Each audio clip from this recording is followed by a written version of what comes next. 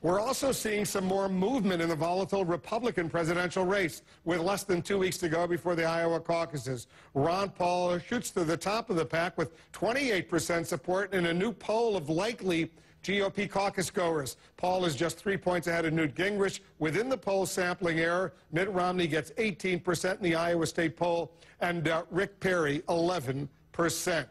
Ron Paul under tougher scrutiny now that his poll numbers are climbing. Iowans are buzzing about the real possibility that Ron Paul might actually pull an upset win on January 3rd. Our chief political analyst, Gloria Borger, spoke with Ron Paul just a little while ago. I understand, Gloria, the interview got a little contentious. We've been asking about some we had seen and been asking about some newsletters that appeared under his name back in the 80s and 90s. Gloria, today you had a chance to press him on whether he was aware of some of those very controversial statements about issues like race. Right. What did he tell you? Well, Wolf, I know you've asked him about these newsletters, and today I pressed him about whether he had actually read any of those newsletters that went out under his name. Listen to what he said. Not all the time. Well, on occasion, yes. And did you ever object when you read them? Well, you know, we talked about this twice yesterday at CNN. Why don't you go back and look at what I said yesterday on CNN and what I've said for 20-some years. It's 22 years ago. I didn't write them. I disavow them. That's it. But you made money off of them.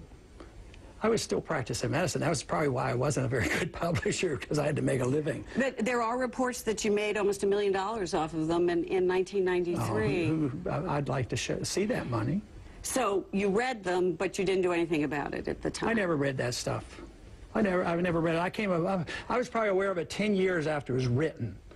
And it's been going on 20 years that people have pestered me about this, and CNN does it every single time. So well, when are you going to wear yourself out? I mean, when you say it's no, but when are you going to do that? Is it legitimate? I mean, is it a legitimate question to ask that something went out under your name? And when you get the answer, it's legitimate that you sort of take the answers I get. You know what? The answer is, I didn't write them. I didn't read them at the time, and I disavow them. That is the answer. Well, it's just a question. I mean, it's legitimate. It's legitimate. These things are pretty incendiary. You know, because of people like you. No. Come on. Some of the stuff was very incendiary, and you know, saying that in 1993 the Israelis were responsible for the bombing of the World Trade Center, that kind of stuff. So. Goodbye. All right. Thank you, Congressman. I appreciate your answer. I appreciate your answering the questions, and you understand it's our job to ask them. Thank you. Seems like Ron Paul got tired of talking about it, Gloria. It's a tough series of questions you asked them, but you obviously had to ask them.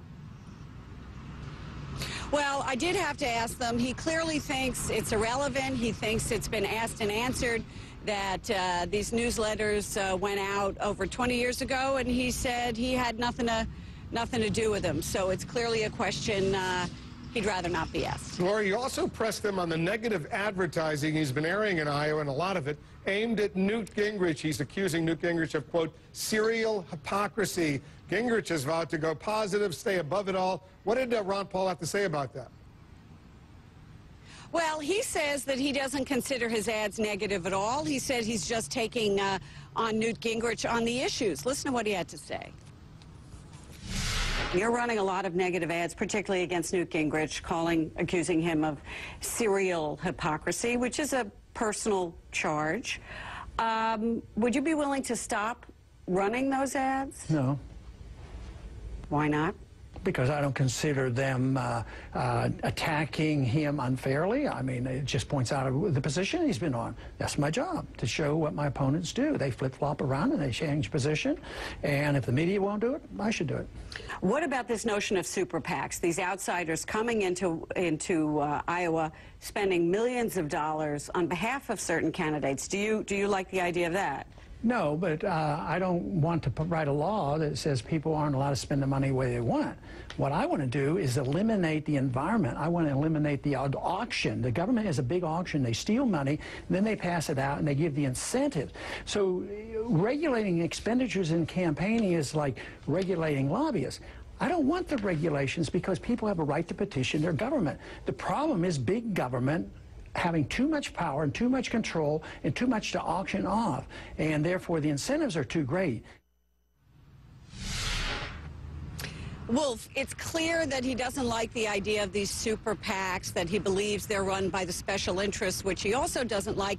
But as a libertarian, he's conflicted because he doesn't want the government to regulate this kind of political spending.